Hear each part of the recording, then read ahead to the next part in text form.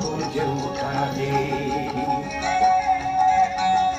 অসমী আইৰ পহি গুণৰো নাই ভাৰতৰে পূৰ্ব দিশৰ সূৰ্য উঠা দেই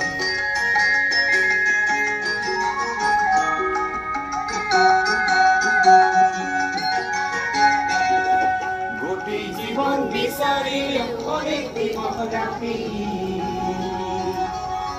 গোটেই জীৱন বিচাৰিলে অনেক দিৱস ৰাতি অসম দেশৰ দৰে নেপাওঁ ইমান ৰসাল মাটি অচিৰ বিনন্দীয়া তোমাৰ